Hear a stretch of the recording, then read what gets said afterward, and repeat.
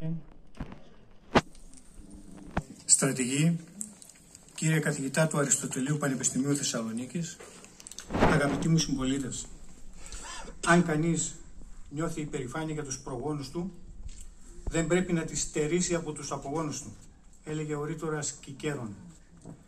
Βέβαια, όλα αυτά θα απεικονίζονταν σε προβολές, αν βοηθούσε λίγο και η ώρα, αλλά το φως είναι λίγο απαγορευτικό. Είναι μια ιδιαίτερη και ξεχωριστή ημέρα για μένα, γιατί βρίσκομαι εδώ, στον τόπο που γεννήθηκα και μεγάλωσα. Εδώ που κάναμε τους πρώτους μας φίλους, που μάθαμε να γράφουμε και να διαβάζουμε, να σκεφτόμαστε και να εκφραζόμαστε, με σεβασμό στις αρχές και στις αξίες που μας έμαθαν οι γονείς μας, οι δάσκαλοι μας, οι μεγαλύτεροι νικητινοί. Με τη δύναμη του Αγίου Γεωργίου είμαστε σήμερα εδώ, γιατί εμείς οι νικητινοί δεν ξεχνάμε. Θυμόμαστε και τιμούμε τα 112 χρόνια από το ολοκαύτωμα της γενέτειράς μας, που έλαβε χώρα στις 17 με 20 Ιουνίου του 1913. Θέλω να σας ευχαριστήσω για την ευγενική και άκρως τιμητική για μένα πρόσκληση να αναπολύσουμε μαζί τα γεγονότα της ιστορικής μνήμης του ολοκαυτώματος από τους Βουλγάρους κατά την οπισθοχώρησή τους εν ώψη της επικείμενης αναμέτρησής τους με τον ελληνικό στρατό στις 20 Ιουνίου του 1913 κατά τον Δεύτερο Βαλκανικό Πόλεμο, όχι μόνο της πόλης μας, αλλά και χωριών της Βυσσαλτίας. Στιγμές ιστορικές, ανεξίτηλες, γιατί έκριναν το μέλλον του τόπου μας. Το ολοκαύτωμα ήταν καθοριστικό για το οικονομικό και πολιτικό αύριο της Νιγρίτας. Ένα από τα πιο τραγικά κεφάλαια της ιστορίας μας. Τα γεγονότα εκείνα, αν και πέρασε πάνω από ένας αιώνας, παραμένουν ζωντανά στη συλλογική μας μνήμη και μας υπενθυμίζουν τις θυσίες των προγόνων μας για την ελευθερία και την αξιοπρέπεια. Θεωρώ σημαντική την ιστορική σύνδεση και τη γνώση των πραγματικών γεγονότων. Πιστεύω ότι οι λαοί που δεν γνωρίζουν την ιστορία τους δεν έχουν μέλλον.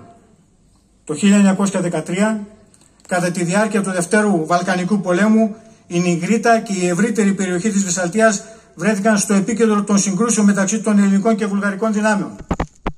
Η περιοχή είχε στρατηγική σημασία, καθώς αποτελούσε κόμβο συγκοινωνιών και ανεφοδιασμού. Οι Βούλγαροι, επιδιώκοντας την κυριαρχία στη Μακεδονία, προέβησαν σε μια σειρά επιθετικών ενεργειών με αποκορύφωμα τις θηριωδίες στην Νιγρίτα. Η Νιγρίτα, πρωτεύουσα των αρχαίων Βυσσαλτών, οικονομικό και διοικητικό κέντρο, ήταν μια ακμάρουσα κομμόπολη μέχρι και πριν την καταστροφή, με έντονη επιχειρηματική και εμπορική δραστηριότητα. Για την κατανόηση της πραγματικής διάστασης της ολοκληρωτικής καταστροφής, αξίζει να θυμηθούμε το πολιτιστικό και κοινωνικό υπόβαθρο της Νιγρίτας στο διάβα της ιστορίας μέχρι και την καταστροφή και να προσπαθήσουμε να απαντήσουμε ποιοι παράγοντες καθιστούσαν την Νιγρίτα ένα από τα πιο αξιόλογα κοινωνικο-οικονομικά κέντρα όχι μόνο στο νομό Συρών αλλά και σε ολόκληρη τη Μακεδονία. Γιατί οι Βούλγαροι έδειξαν τέτοιο μένος όχι μόνο για την Νιγρίτα αλλά και για ολόκληρη την επαρχία Βυσσαλτίας. Γιατί μαζί με την Νιγρίτα σφαγιάστηκε ολόκληρη η περιοχή χωρίς εξαίρεση και δίχως έλεος. Γιατί? Διότι η Νιγρίτα πριν το ολοκαύτωμα ήταν το κέντρο του εμπορίου. Ευημερούσε οικονομικά, άνθιζε πολιτιστικά και πρωτοπορούσε στα γράμματα και τις τέχνες. Μεγάλο λοιπόν ενδιαφέρον παρουσιάζουν τα σχολεία της Νιγρίτας και της επαρχίας Βυσσαλτίας που λειτουργούσαν στα χρόνια της τουρκοκρατίας, όπως νηπιαγωγεία, δημοτικά σχολεία και γραμματοδιδασκαλία.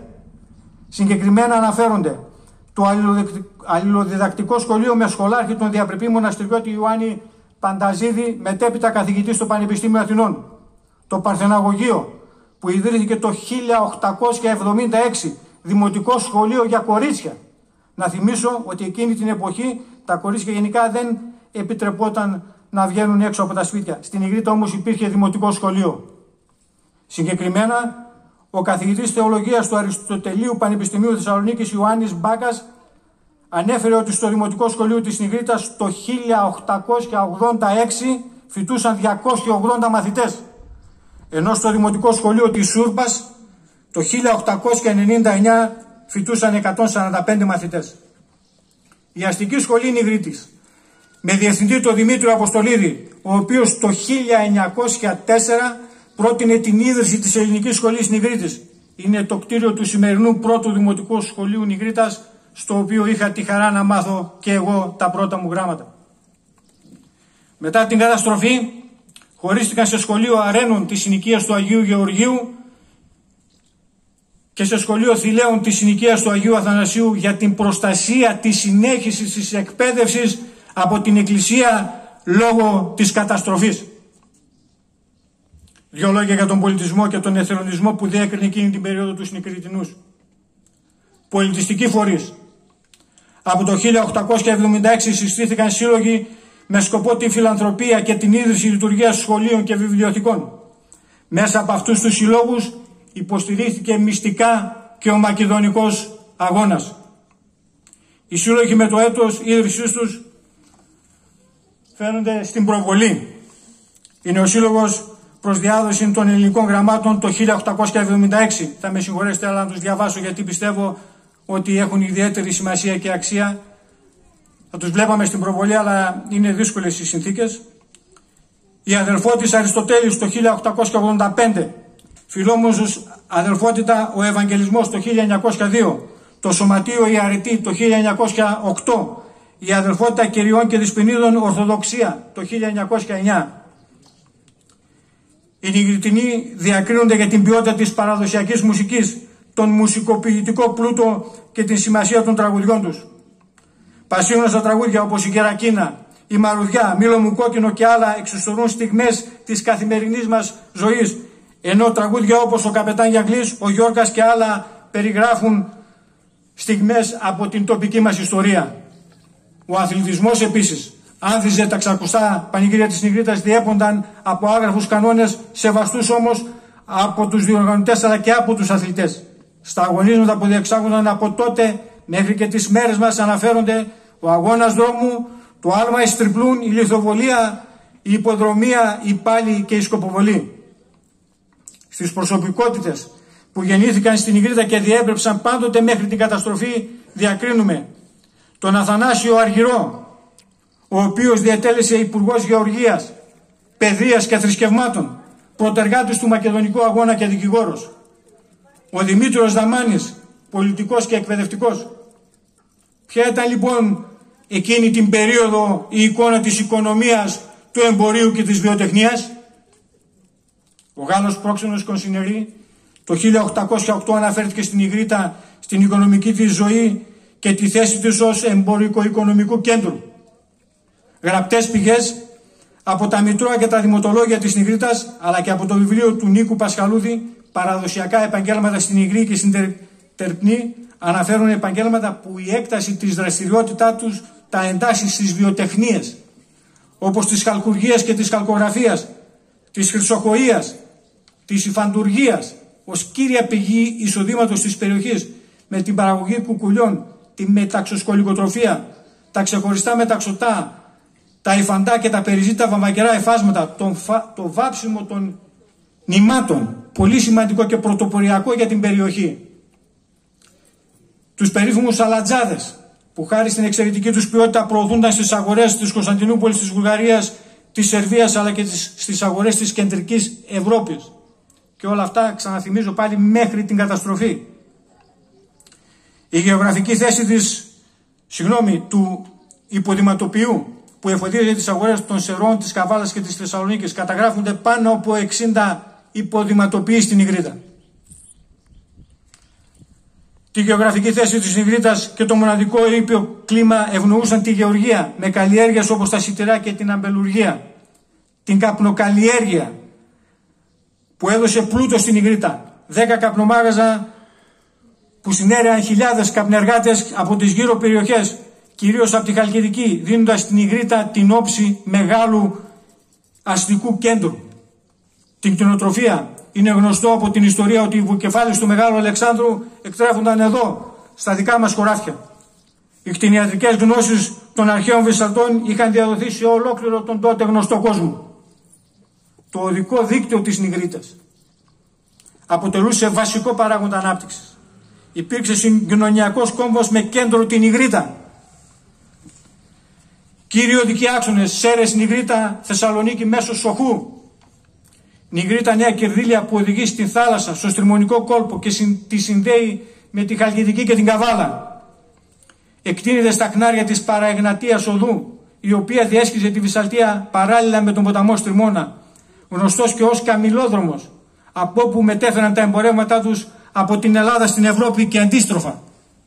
Επί τουρκοκρατίας λειτουργούσαν στην Νιγρίτα 7 χάνια και 2 εκτός και 5 ξενοδοχεία.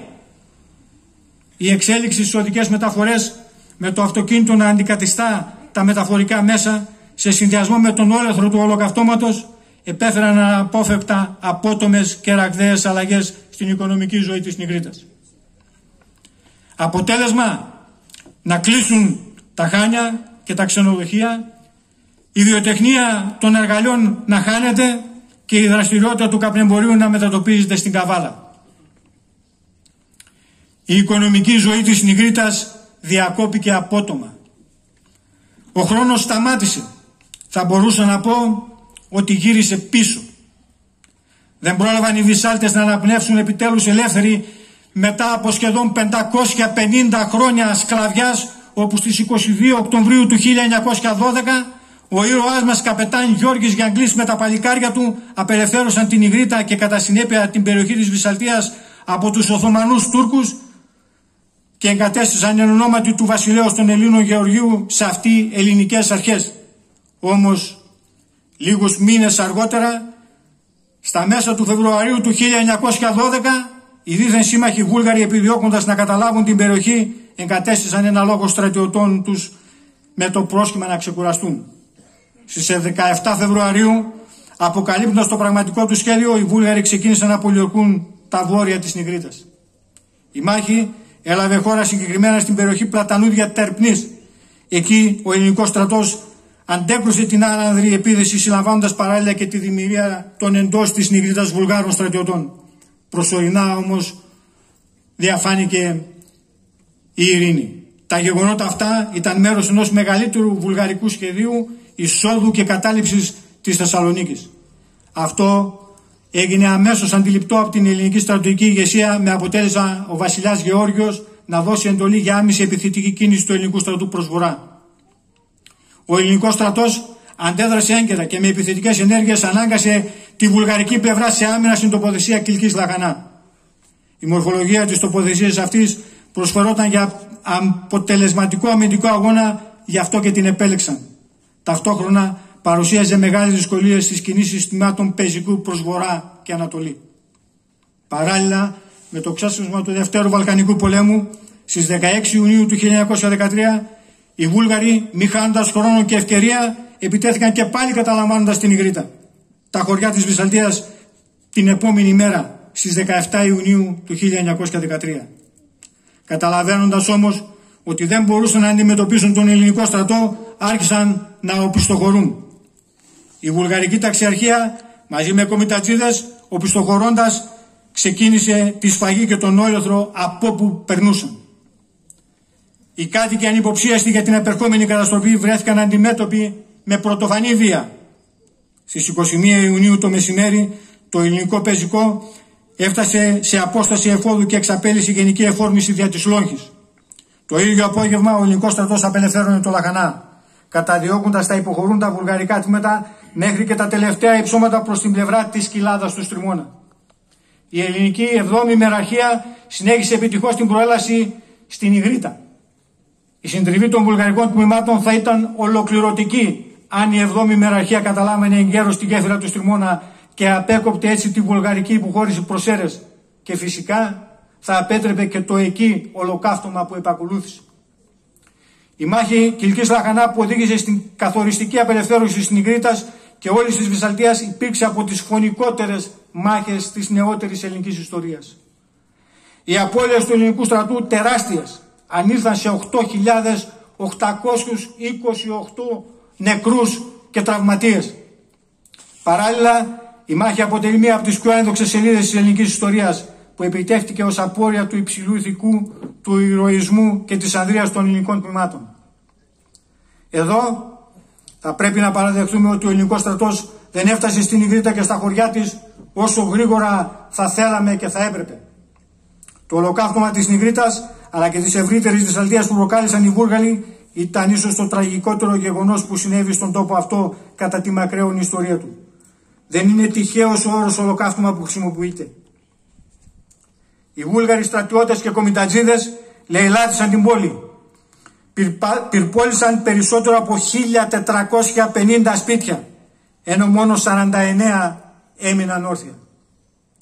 Ήταν τέτοια η καταστροφή από την πυρκαγιά που ήταν αδύνατον να καταγραφούν επακριβώς τα καμένα σπίτια, καθώς τα ερείπια του ενός έπεφταν πάνω σε αυτά του διπλανού. Οι δολοφονημένοι Νιγριτινοί κάθε ηλικίας, κυρίως όμως άμαχος πληθυσμός, ανήλθε στους 470, ξεπερνώντας τους 600 μαζί με όλους τους Βυσάλτες συμπεριλαμβανομένων γυναικών, παιδιών και ηλικιωμένων. Όμως και ευρύτερα η περιοχή της Βυσσαλτίας μάτωσε. Οι θηριωδίες δεν περιορίστηκαν μόνο στην Ιγρήτα. Χωριά όπως η Τερπνή, το Χουμνικό, η Αγία Παρασκευή υπέστησαν παρόμοιες καταστροφές. Στην Τερπνή δολοφονήθηκαν 29 γυναίκες και βιάστηκαν, ενώ ο 105 ετών ιερέας Νικόλαος βασανίστηκε φρικτά πριν εκτελεστεί. Του εξόριξαν τα μάτια και είχε ικτρό τέλος. Ο Βαγγέλης Χατζής γδάρθηκε ζωντανός.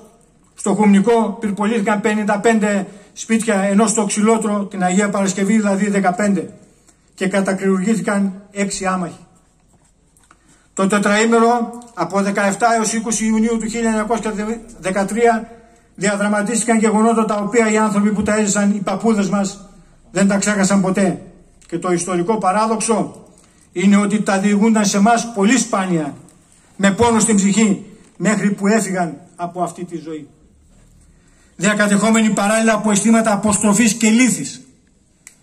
Δεν ήθελαν να αναφέρονται σε αυτά, λες και ήταν οι ίδιοι υπεύθυνοι, με αποτέλεσμα πολλοί από τους νεότερους να τα αγνοούν. Οι κατακρεουργημένοι και οι ανήμποροι να διαφύγουν γέροντες, οι ιερείς, οι βιασμένες και δολοφονημένες γυναίκες, οι περισσότερες σε προχωρημένες εγκυμοσύνες, τα αγνοούμενα παιδάκια που χάθηκαν πριν γνωρίσουν το φως της ελπίδας, θεωρώ πως ήταν οι κυριότεροι λόγοι που οι περήφανοι Νιγριτινοί και Βυσσάλτες προτιμούσαν να τα πνίγουν μέσα τους τον πόνο και την αδικία από το να τα καταμαρτυρούν τη φιλικαλιότητα των Βουλγάρων. Άλλωστε, τα περισσότερα ντοκουμέντα τα γνωρίζουμε από γραπτές μαρτυρίες και αναφορές που καταγράφηκαν από ανταποκριτές του διεθνούς ξένου τύπου και από προξένους που έστρεψαν να γίνουν αψευδείς μάρτυρες του ολοκαυτώματος.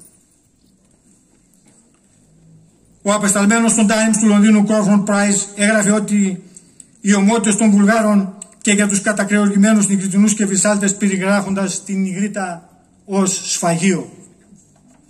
Ο ανταποκριτής της Daily Telegraph ανέφερε ότι οι οσμοί του καμένου ανθρώπινου κρέατος ήταν αφόρητοι. Επιτροπές που συστάθηκαν εκ των υστέρων για την καταγραφή της καταστροφής αναφέρουν ότι αυτή υπήρξε ολοκληρωτική. Από τη μανία των Βουλγάρων γλίτωσαν σχεδόν μόνο οι εκκλησιές, μα και αυτές έμειναν πληγωμένες από την καταλήστευση που υπέστησαν. Εκείνη την ημέρα το ημερολόγιο έγραφε 20 Ιουνίου του 1913, όπου ο ελληνικός στρατός εισερχόταν στην Ιγρήτα. Το ολοκαύτωμα όμως της Ιγρήτας δεν ήταν απλώς μια τοπική τραγωδία. Ήταν μια έκφραση απόλυτης βαρβαρότητας που μπορεί να ξεσπάσει όταν κυριαρχήσει ο εθνικισμός, ο επεκτατισμός και η απανθρωπιά. Οι κάτοικοι της Βυσσαλτίας, άμαχοι, γυναίκες, παιδιά, ιερείς, βρέθηκαν στο στόχαστρο των Βουλγάρων, όχι για κάτι που έκαναν, αλλά για αυτό που απλά ήταν Έλληνες αντίπαλοι σε ένα εθνικιστικό και επεκτατικό πόλεμο. Αγαπητοί μου συμπολίτες, αναφερόμενοι στο σύγχρονο και πολύπλοκο γεωπολιτικό περιβάλλον, το οποίο χαρακτηρίζεται από έθραυστες και ευάλωτες ισορροπίες, οι οποίες σαφώς και επηρεάζουν την πατρίδα μας, σας θυμίζω ότι ανοιχτή πληγή της νεότερης ελληνικής ιστορίας αποτελεί η διχοτόμηση της Κύπρου. Μόλις 60 χρόνια χωρίζουν αυτές τις δύο σκοτεινές σελίδες. Το ολοκαύτωμα της Νιγρήτας το 1913 και την τουρκική εισβολή στην Κύπρο το 1974, που ενώνονται όμως μέσα από το ίδιο νήμα, της εθνικής δοκιμασίας, της στοχοποίησης των αμάχων, της καταστροφής και του ξεριζωμού, αλλά και τολμώ να πω της αξιοπρέπειας και της επιμονής στη μνήμη. Το 1913 η βαρβαρότητα δεν είχε στρατιωτικό χαρακτήρα. Ήταν ένα μήνυμα εκδίκησης, σκοπός, σκόπιμος τρόμος. 60 χρόνια αργότερα, το 1974, στην καρδιά της Ανατολικής Μεσογείου, η Κύπρος με την γεωστρατηγική της θέση βιώνει τον ίδιο εφιάλτη. Η τουρκική εισβολή σκόρπισε τον όλεθρο. Χιλιάδες νεκροί, εκατοντάδες αγνοούμενοι, χιλιάδες βιασμένες γυναίκες. Πάνω από 200.000 Ελληνοκύπροι ξεριζώθηκαν από τις εστίες τους. Η ιστορική και πολιτιστική φυσιογνωμία του νησιού κατακρεουργήθηκε. Η σύνδεση αυτών των δύο γεγονότων είναι η κοινή μοίρα ενός λαού να δοκιμάζεται ξανά και ξανά από τη βία και τον επεκτατισμό. Η στοχοποίηση του άμαχου πληθυσμού ως μέσο εθνοκάθαρσης και επιβολής, η καταστροφή της πολιτιστικής ταυτότητας, η βεβήλωση των μνημείων, η ατιμωρησία των δραστών, αλλά και κάτι βαθύτερο, η απόπειρα να μας στερήσουν τη μνήμη. Οι νεκροί μας, οι ήρωες και οι αθώοι ζουν μέσα στη συλλογική μας συνείδηση και είναι αυτή η μνήμη που μας κρατά ενωμένους, δυνατούς και άγρυπνους. Αυτό που ενώνει αυτές τις δύο τραγωδίες είναι ο τρόπος που η ανθρώπινη ζωή, η αξιοπρέπεια, ο πόνος μπορεί να μετατραπεί σε όπλο, σε απειλή. Δεν μπορούμε να μιλάμε για την ιστορία αν δεν βλέπουμε μέσα σε αυτή την ανθρώπινη υπόσταση. Δεν μπορούμε να υπερασπιζόμαστε την πατρίδα όταν αδιαφορούμε για τον ανθρώπινο πόνο και την αξιοπρέπεια. Αλλά η προκλητικότητα των γειτόνων δεν σταμάτησε στο 1974. Τη διαχρονική της συνέχεια της τουρκικής πολιτικής, της δημιουργίας και της συντήρησης γκρίζων ζωνών όπως αυτή των Ιμίων το 1996 τη γνωρίζουμε όλοι. Αμφισβητεί ουσιαστικά την ελληνική κυριαρχία με την επιμονή σε αναθεωρητικές διεκδικήσεις. Μια συνεχής προσπάθεια κατασκευής, αν θέλετε, ενός νομικού άλοθη ή εφεύρεσης κάποιας δικαιικής προστασίας της επεκτατικής της πολιτικής αντίστοιχης με αυτής της παράνομης εισβολής, κατοχής και διχοτόμησης τελικά της Μεγαλονήσου το 1974. Οφείλουμε λοιπόν να διδασκόμαστε, να μιλούμε, να θυμόμαστε, γιατί η λύθη είναι το πρώτο βήμα προς την επανάληψη. Η ιστορία της Νιγρίτας μας διδάσκει ότι κάθε γενιά που ξεχνά και δεν διδάσκεται από τα εγκλήματα του παρελθόντος κινδυνεύει να τα ξαναζήσει. Οι σημερινές συγκρούσεις είναι η απόδειξη ότι δεν μιλάμε την ιστορία και φυσικά δεν διδασκόμαστε από αυτή. Με συνέπεια, όταν ο εθνικισμός τίθεται πάνω από την ανθρώπινη ζωή, τότε ο πολιτισμός να καταρρέει. Όπως και το 1913, έτσι και σήμερα η σιωπή είναι συνενοχή. Η διεθνής αδιαφορία τροφοδοτεί την ατιμωρησία. Η θλίψη γίνεται αφύπνιση. Το ολοκαύτωμα της Νιγρίτας είναι πολύ περισσότερο από μια τοπική επέτειος. Περιέχει ένα μήνυμα παγκόσμιας σημασίας. Είναι ένας καθρέφτης τραγωδιών που συνεχίζουν να εκτιλήσονται στη σημερινή σύγχρονη εποχή. Εάν θεωρούμε ότι όλα τα παραπάνω ανήκουν στο παρελθόν, θέλω στο σημείο αυτό να σας καταθέσω την προσωπική μου εμπειρία μετά από 41 και πλέον χρόνια που υπηρέτησα στις ελληνικές ενόπλες δυνάμεις. Η εκμετάλλευση του ανθρώπινου πόνου και της ελπίδας οδήγησαν στις υβριδικές επιχειρήσεις του Φεβρουαρίου-Μαρτίου του 2020 με την εργαλειοποίηση του μεταναστευτικού από τουρκικής πλευράς που έλαχε να διαχειριστώ προσωπικά ως διοικητής της 16ης Μηχανοκίνητης Μεραρχίας αλλά και ως διοικητής του Δέλτα Σώματος Στρατού. Τότε ο Εύρος έγινε πρωτοσέλιδο σε ολόκληρη την Ευρώπη. Όχι εξαιτίας των πολεμικών επιχειρήσεων με την παραδοσιακή τους έννοια, αλλά εξαιτίας μιας υβριδικής κρίσης κατά την οποία η Τουρκία όθησε χιλιάδες ανθρώπους, πρόσφυγες και μετανάστες να κατευθυνθούν μαζικά προς τα ελληνικά αλλά και τα ευρωπαϊκά σύνορα. Ήταν ένα διαφορετικό είδος πολέμου χωρίς σφαίρες, αλλά με απειλητικά προτεταμένα τα όπλα της τουρκικής στρατοχωροφυλακής, αρκετά καπνογόνα και χημικά κατασκευασμένα στην τουρκική αμυντική βιομηχανία, με φανερό τον κίνδυνο από υβριδική επιχείρηση να μετατραπεί άμεσα σε πολεμική σύραξη. Με διείσδυση υποκινούμενων Τούρκων τζιχαδιστών, επικίνδυνων εθνικιστών και γκρίζων λύκων, αλλά κυρίως με αθώους και παρασυρώμενους ανθρώπους ως εργαλεία πίεσης Και εδώ βρίσκεται η τραγική σύνδεση στο 1913 και στο 2020. Σε αμφότερες περιπτώσεις ο ανθρώπινος πόνος έγινε εργαλείο στρατηγικής. Η ελπίδα, ο φόβος, η ανάγκη έγιναν αντικείμενο εκμετάλλευσης. Το 1913 οι Νιγριτινοί πλήρωσαν το τίμημα της γεωπολιτικής τους θέσης. Το 2020 χιλιάδες άνθρωποι, άνδρες, γυναίκες, παιδιά χρησιμοποιήθηκαν ως πιόνια σε ένα σκληρό γεωπολιτικό παίγνιο απόρρια της τουρκικής διπλωματίας. Στόχος η δημιουργία πίεσης τόσο στην Ευρωπαϊκή Ένωση όσο και στην Ελλάδα, με κίνδυνο την πολιτική της αποστεθεροποίηση και ίσως υπό προϋποθέσεις σε ένα πιθανό εθνικό ακροτηριασμό. Στο πλαίσιο λοιπόν αυτών των ιδιαίτερως πολυπαραμετρικών μη γραμμικών γεωπολιτικών εξελίξεων που φυσικά ποικίλουν και διαφέρουν μεταξύ τους, ζώντας το σήμερα μας έρχεται στη σκέψη μας ο πόλεμος Ρωσίας-Ουκρανίας, με την τελευταία να βιώνει παρόμοια πρότυπα βίας και καταστροφής. Ολόκληρες πόλεις όπως η Μαριούπολη και η Μπαχμούτ ισοπεδώθηκαν.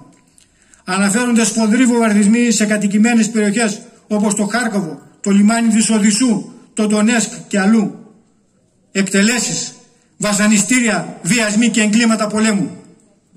Με την Ευρώπη να υποχρεώνεται από τις εξελίξεις σε μια πρόωρη, βίαιη γεωπολιτική ανασυγκρότηση και με το ΝΑΤΟ να αμφισβητείται ευθέως για το εάν έχει τη δύναμη ή τη θέληση να ενεργοποιήσει το άρθρο 5 σε περίπτωση πιθανής πρόκλησης.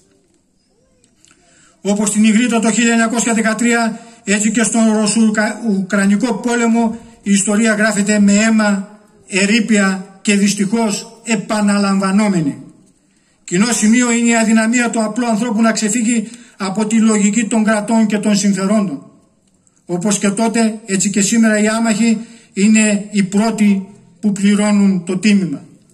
Αγαπητοί μου Νιγριτινοί, έντονα φαινόμενα αυστάθειας και ρευστότητας που αναδεικνύονται ενίοτε σε ταχαίως εξελισσόμενες καταστάσεις, εγκυμονώντας προκλήσεις που με απόλυτη βεβαιότητα καταλήγουν σε σειράξεις, μας οδηγούν στην Παλαιστίνη. Η σύγκρουση Ισραήλ-Χαμάς στη Γάζα έχει κοστίσει χιλιάδες αμάχους, νεκρούς, κυρίως γυναίκες και παιδιά. Νοσοκομεία, σχολεία και κατοικίες έχουν γίνει στόχος. Η διεθνής κοινότητα συχνά αμήχανη ή ανίκανη να αντιδράσει, παρακολουθεί ένα ακόμη σύγχρονο αφανισμό να εξελίσσεται όπου ο πόνος και η απώλεια παίρνουν πρόσωπο. Ένας φαύλος κύκλος. Όπως και στην Ιγρήτα έτσι και στη Γάζα οι ζωές χάνονται όχι μόνο λόγω των μαχών, αλλά και λόγω ενός συστήματος που υποβιβάζει την ανθρώπινη ζωή σε παράπλευρη απώλεια. Αγαπητοί μου συμπολίτες, η ιστορία δεν επαναλαμβάνεται ποτέ με τον ίδιο τρόπο, αλλά πάντα με την ίδια ηθική πρόκληση. Θα αντισταθούμε στην εργαλειοποίηση του πόνου? Θα θυμόμαστε? Οφείλουμε να θυμόμαστε. Όχι απλώς για να τιμήσουμε τους νεκρούς, αλλά για να προστατεύσουμε τους ζωντανούς. Η σημερινή μας συγκέντρωση είναι η υπενθύμηση της σημασίας της ειρήνης και της ελευθερίας. Τα γεγονότα του 1913 μας διδάσκουν ότι η μυσαλλοδοξία οδηγεί στην καταστροφή. Ας κρατήσουμε ζωντανή τη μνήμη των θυμάτων και ας οικοδομήσουμε έναν κόσμο χωρίς μίσος. Αυτά τα γεγονότα οφείλουμε να τα θυμόμαστε, γιατί λαός που ξεχνά την ιστορία του χάνει τις ρίζες του. Λαός που ξεχνά τέτοια γεγονότα είναι καταδικασμένος να τα ξαναζήσει. Δεν ζητάμε εκδίκηση. Θα επιθυμούσαμε όμως, σε ένδειξη καλής θέλησης, την επιστροφή των ιερών μας κοιμηλίων από τους φίλους και συνοδοιπόρους στην ευρωπαϊκή οικογένεια Βουλγάρους. Μέσα από αυτά τα πραγματικά περιστατικά, οι σκέψεις μου πηγαίνουν στο πού θα ήταν σήμερα η Νιγρήτα μας σε πολιτιστικό και οικονομικό επίπεδο χωρίς αυτή την ολοκληρωτική καταστροφή. Αλλά παράλληλα, και πόσο κοντά είμαστε στο να επαναληφθούν τα ίδια ή παρόμοια γεγονότα αν λησμονήσουμε. Η Ουκρανία και η Παλαιστίνη δεν είναι μακριά μας. Η λεκάνη της νοτιοανατολικής Μεσογείου, η Κύπρος, το Αιγαίο, η Κρήτη και η Θράκη θεωρούνται στρατηγικά και διπλωματικά ως ενιαίο θέατρο επιχειρήσεων, με ό,τι αυτό μπορεί να σημαίνει. Να γιατί πρέπει να γίνονται ανάλογες εκδηλώσεις, για να μην ξεχνάμε και να μαθαίνουν οι νεότεροι. Γιατί σύμφωνα με τον αθάνατό μας ποιητή Κωστή Παλαμά, χρωστάμε σ' όσους ήρθαν, πέρασαν, θα έρθουνε, θα περάσουν, κριτές θα μας δικάσουν οι αγέννητοι και οι νεκροί. Κλείνοντας, ως άνθρωπος και ως Νικριτινός, ευχαριστώ από καρδιάς το σεβασμιότατο Μητροπολίτη Σερών και Νικρίτης κύριο Θεολόγο, τη δήμαρχό μας κυρία Βάνα Πλιάκου, το Δημοτικό Συμβούλιο και ιδιαίτερα τον πρόεδρο του Δημοτικού Συμβουλίου κύριο Ορέστη Τσέλιο, τους στρατηγούς και αγαπητούς μου συμμαθητές, τον ομότιμο καθηγητή του Αριστοτελείου Πανεπιστημίου Θεσσαλονίκης κύριο Παναγιώτη Εσκίουλου, τον πατέρα Γεώργιο Κελεμπέκη, όλους τους συντελεστές της εξαιρετικής αυτής εκδήλωσης μνήμης, όλους όσους εργάστηκαν για να μπορούμε εμείς σήμερα να καταθέτουμε ελεύθερα τις σκέψεις μας, όλους εσάς, τους συντοπίτες μου, συμμαθητές και φίλους που μου κάνετε την τιμή με την παρουσία σας, και θα μου επιτρέψετε να ολοκληρώσω με τα λόγια του εθνικού μας ποιητή Διονύσιου Σολομού, ο οποίος σε ένα ιδιόγραφο έγραψε: «Κλείσε μέσα στην ψυχή σου την Ελλάδα», και εγώ θα τολμήσω να πω: «Κλείσε μέσα στην ψυχή σου την Ιγρήτα και θα αισθανθείς κάθε είδους μεγαλείο». Κυρίες και κύριοι, αγαπητοί μου συμπολίτες, σίγουρα δεν μπορούμε να αλλάξουμε το παρελθόν, αλλά μπορούμε να καθορίσουμε το μέλλον αν δεν επιτρέψουμε ποτέ ξανά να ξεχαστεί. Αιωνία η μνήμη των θυμάτων της Νιγρήτας, αιωνία η μνήμη των πεσόντων της Βυσσαλτίας, και ας είναι η ιστορία ο φάρος για την εθνική μας συνείδηση. Σας ευχαριστώ.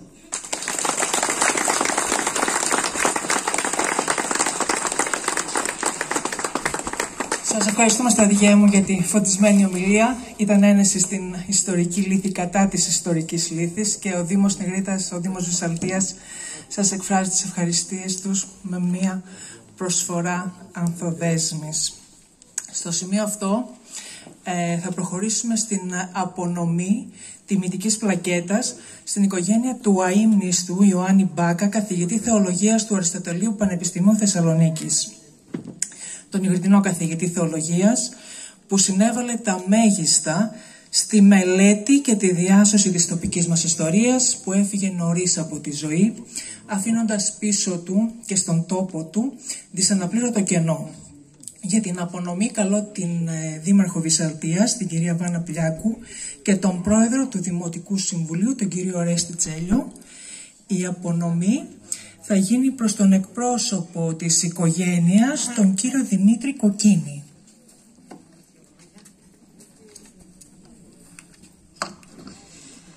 Κυρίες και κύριοι, ο τόπος μας έχει υποστεί μία απώλεια. Και αυτό αφορά τον εκλειπώντα καθηγητή κοινωνικής θεολογίας και χριστιανικού πολιτισμού του τμήματος της Θεολογικής Σχολής